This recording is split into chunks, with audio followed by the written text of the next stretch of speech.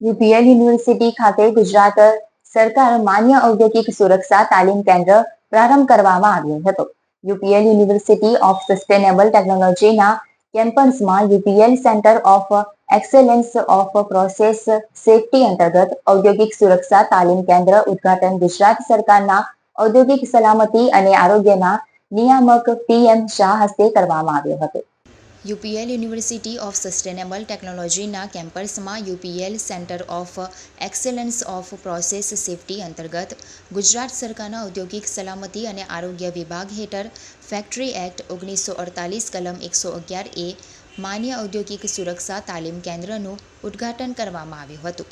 આ ઉદ્ઘાટન સમારોહમાં મુખ્ય અતિથિ તરીકે ગુજરાત સરકારના ઔદ્યોગિક સલામતી અને આરોગ્યના નિયામક પીએમ શાહ અને અતિથિ વિશેષ તરીકે યુનિવર્સિટીના પ્રમુખ અશોક પંજવાણી તેમજ સુરત જોઈન્ટ ડાયરેક્ટર આર.એ. પટેલની ભરૂચના નાયબ નિયામક જાગૃતિબેન, સુરતની મદદનીશ નિયામક શ્રી સુરીન ચૌહાણ અને બીજા ઉદ્યોગના સુરક્ષા વ્યવસાયિકો હાજર રહ્યા હતા.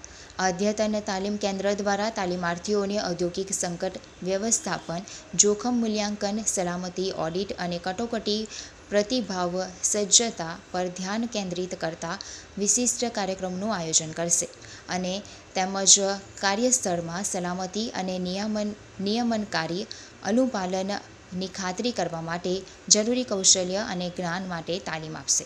આ સીમાચિહ્નરૂપ પહેલ સલામતી, ટકાઉપણું અને ઔદ્યોગિક શ્રેષ્ઠતાની સંસ્કૃતિને પ્રોત્સાહન આપવા માટે યુપીએલ યુનિવર્સિટીની પ્રતિબદ્ધતા રેખાંકિત કરે છે, જે ગુજરાત તેમજ ભારતના સતત વિકસિતો ઔદ્યોગિક લેન્ડસ્કેપમાં યોગદાન આપશે.